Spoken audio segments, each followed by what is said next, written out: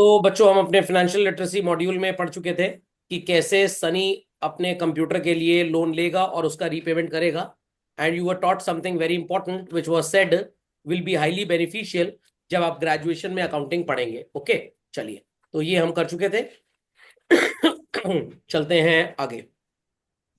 तो यहाँ पे बच्चों एक और सो कॉल्ड एग्जाम्पल आपके सामने आ गया है। Correct EMI to be paid by Sunny. Sunny's father tells him something very encouraging and important. Actually, does not have to pay EMI of 1237, but it should be actually 1177. Sir ये कैसे हो गया? पहले तो 1237 का EMI था, अब EMI कितने का हो गया? 1177। दिमाग की बत्ती जलाएं और अकल लगाएं। 13,250 रुपीज अगर आप 12 महीने 1237 रुपए की EMI पे करते हैं तो इन टोटल आप कितना पे करेंगे? 14,844 इंस्टेड ऑफ 13,250। तो आपने इंटरेस्ट कितना पे किया? 1594।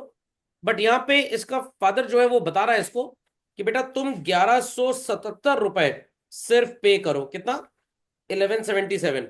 तो तुम्हें पे करना पड़ेगा 14,122 ऑन अकाउंट ऑफ 13,250। मतलब इंटरेस्ट इज ओनली 874।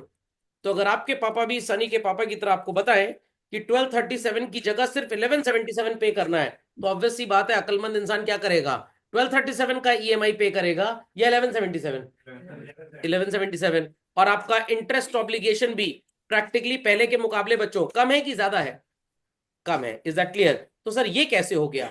चलिए, लेट अस अंडरस्टैंड ये कैसे हो गया। टोटल इंस्टॉलमेंट भी कितने आ रहे हैं? 12। और वहां पे भी इंस्टॉलमेंट कितने आ रहे थे? टोटल 12। लास्ट इंटरेस्ट 4 रुपए 77 पैसे था और यहां पे आपका लास्ट इंटरेस्ट कितना हो रहा है भाई? 11 रुपी 68 पैसे। 477 ही था शायद इंटरेस्ट। यस। तो let us have a comparative study. पहला इंटरेस्ट यहां पे कितना था बच्चों हमारे पास? 132.5। और यहां पे पहला इंटरेस्ट कितना है? 132.5। It is same exactly. यहां पे इंटरेस्ट हमारा दूसरी बार कितना आ रहा था? 121। और यहां पे हमारा इंटरेस्ट कितना हो गया? 122। थर्ड टाइम इंटरेस्ट इज 110 और यहां पे इंटरेस्ट है 111। तो मोर और less it is exactly same, सिर्फ ईएमआई कम हो चुकी है। यस और नो? तो अब question is this: total amount to be repaid to father as calculated without applying reducing balance method. चलिए, आप बात समझ गए। तो हमने यहां पे दो तरह से ईएमआई कैलकुलेट की। और अगर आपको याद हो कुछ क्लासेस पहले हमने पढ़ा था flat rate of interest method and reducing balance method. Definitely किस मेथड में इंटरेस्ट कम आता है? रिड्यूसिंग बैलेंस में। और फ्लैट में थोड़ा ज्यादा रहता है। Is that clear?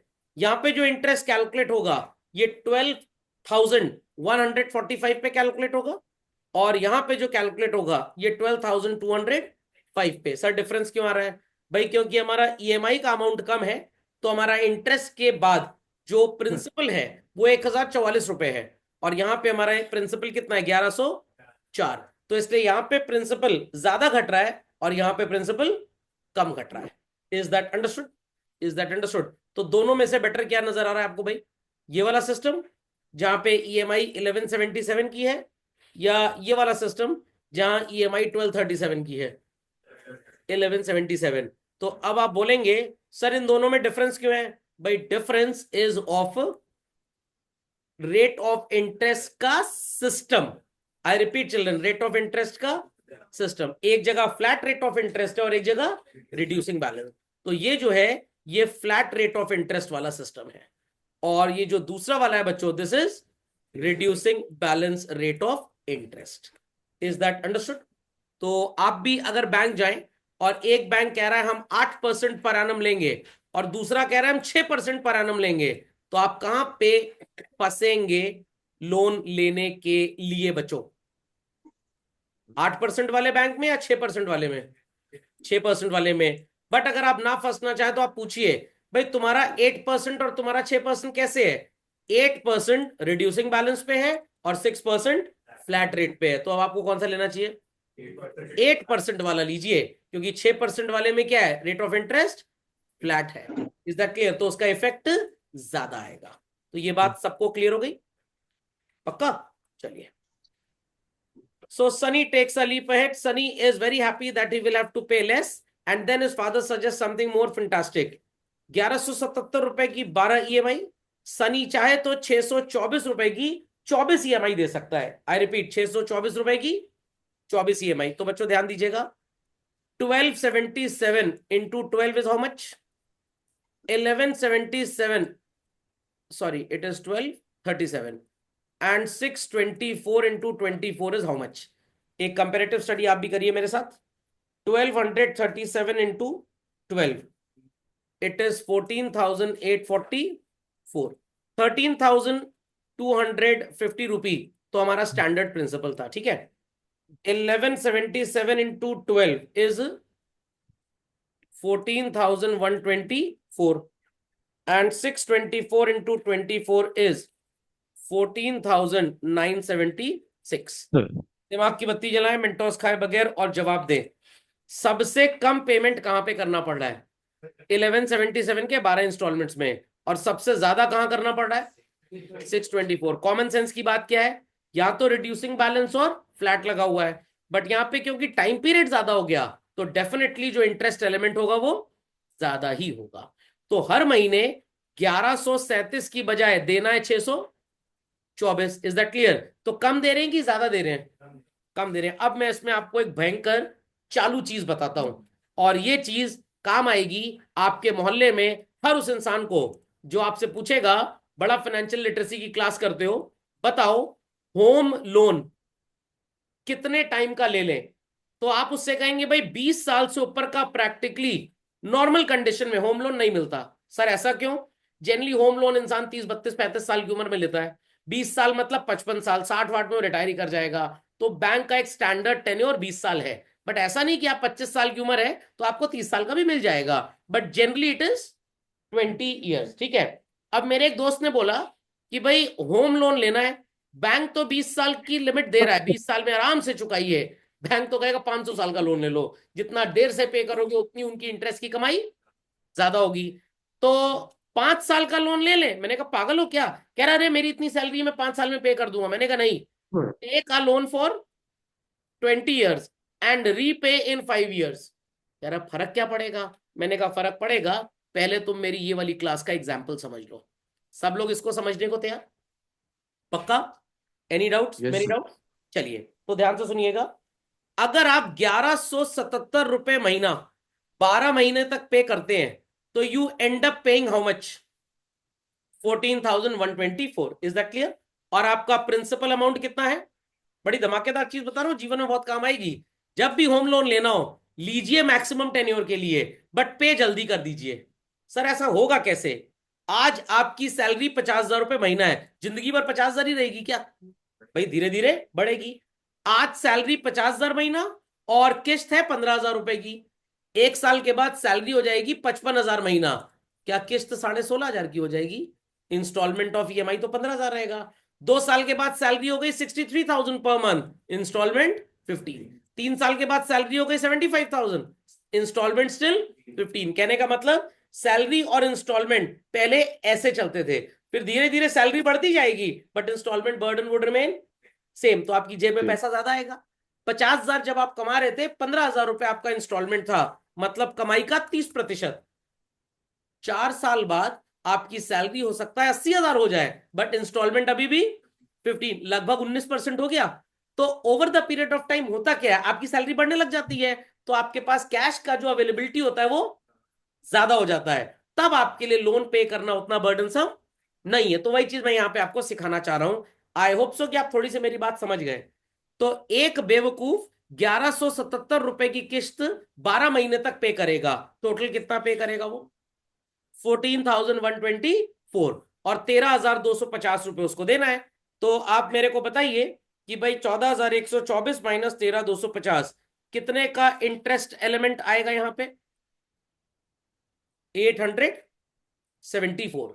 अब मेरी मैथ्स के हिसाब से चलिए, 1 2 3 4 5 6 7 8 9 10 11 एंड 12। हर महीने कितना पे करने को बोल रहा हूं मैं आपको?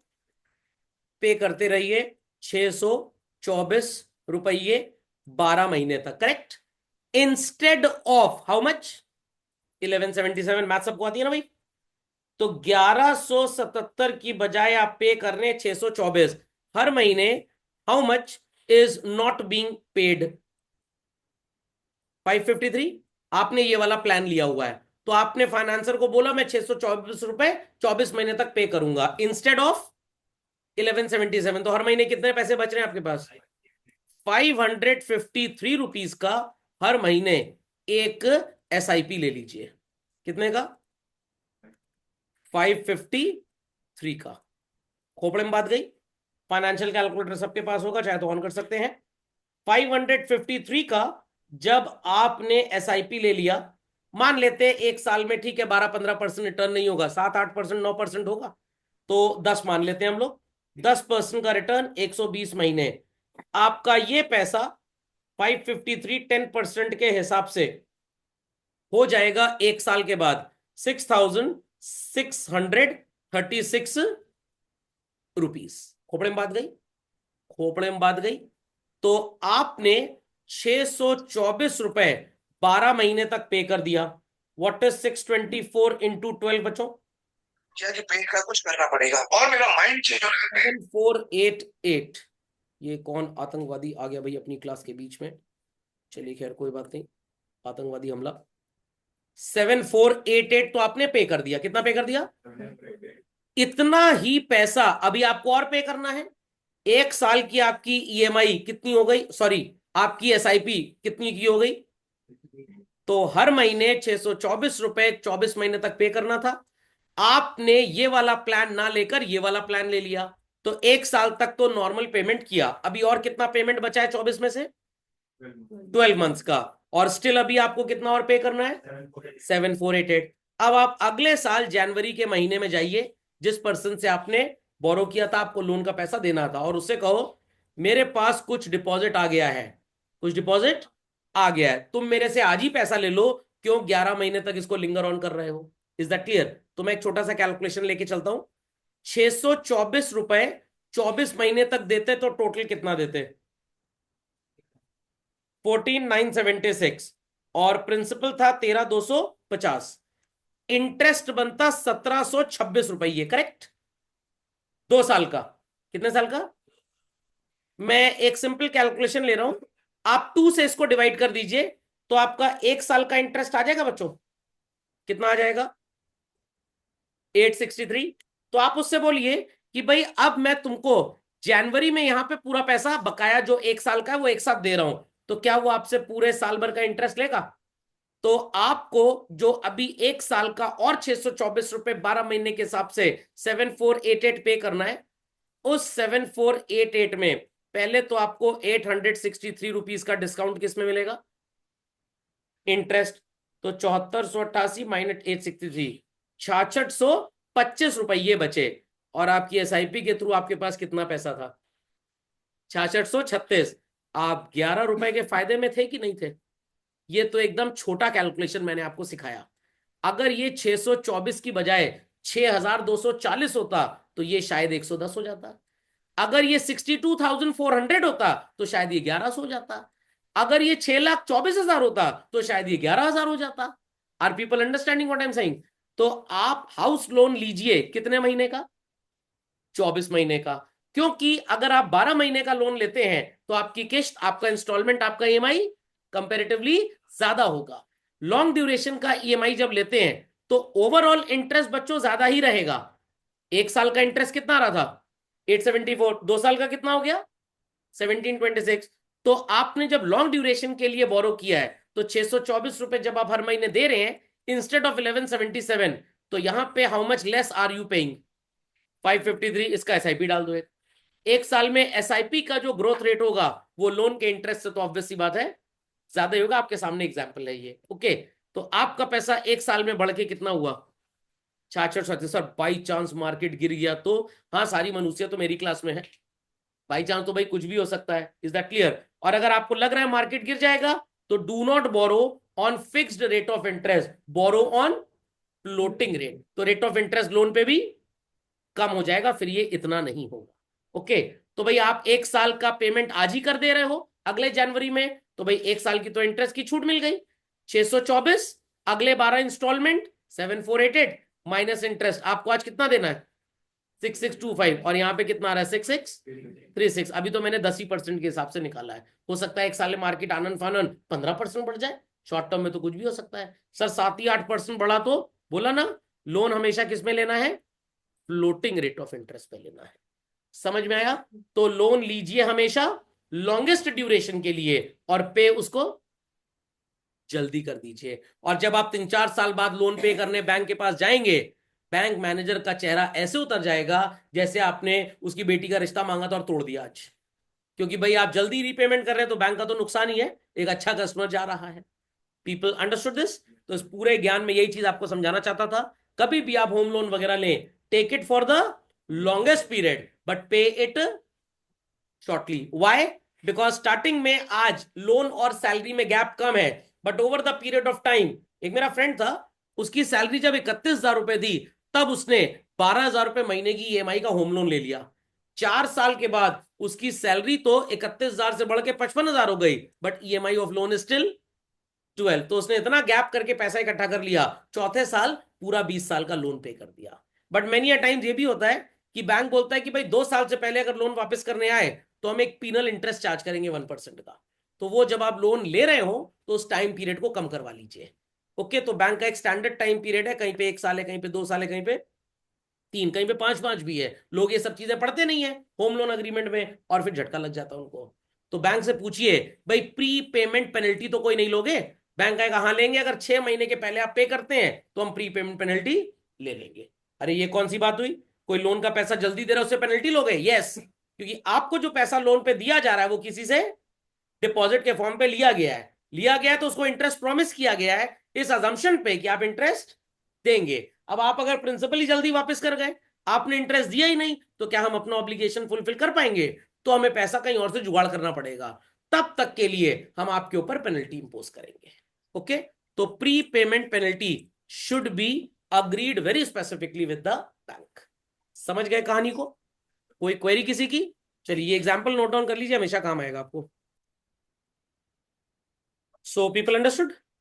चलिए भाई, सो अमाउंट इन्वेस्ट किया सनी के डैड ने 1,000 रुपए 10 साल के लिए 12% पे, हर महीने मतलब 1,000 रुपए इन्वेस्ट कर रहे हैं, तो ये पैसा कितना हो जाएगा 2,30,000।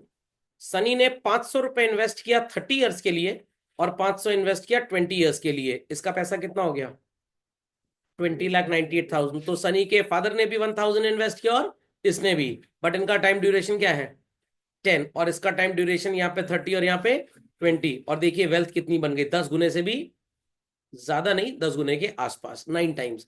230 का 10 टाइम्स 23 लाख होता है। एक मैथ्स की क्लास 2 का ट्यूशन लेना पड़ेगा लोगों को। So time is the main important element which happens to grow your investments very quickly.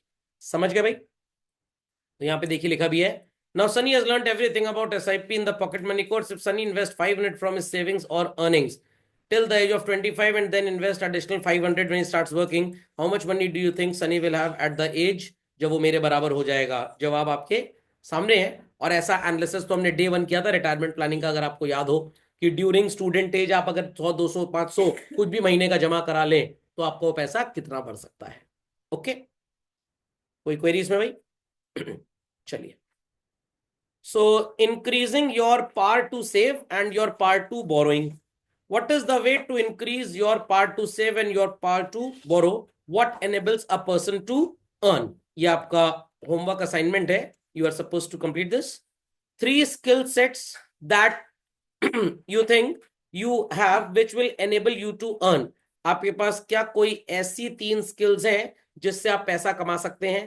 अब ये मत बोलिएगा सर मेरी आवाज बहुत अच्छी है, कटोरा लेके मंदिर मस्जिद चर्च गुरुद्वारे के अंदर या बाहर बैठ जाएं तो कमा लेंगे। सर हम कुकिंग बहुत अच्छी करते हैं तो हम जोमेटो पे क्लाउड किचन से जुड़ सकते हैं। तो एनीथिंग यू कैन से। तो 3 ऐसी चीजें which will make you earn money. सट्टा और गैम्बलिंग मत दिख दीजिएगा यहाँ पे। सर हमारा तुक्का बहुत तेज चलता है सर, अगली गेंद पे छक्का पड़ेगा तो पड़ेगा सर। ओके, समझ में आ गया? चलिए, तो यहाँ पे कुछ रिसोर्सेज भी हैं, Bloomberg, utv.com, business standard, economic times, live mint, then money control, my iris and all that, value research, online mutual funds India या म्यूचुअल फंड सही है, ये सब वेबसाइट्स आप स्क्रॉल कर सकते हैं जिससे आप इन सब चीजों की जानकारी और बेटर ले पाए. Then children, always keep a glance look at the website of SEBI, RBI.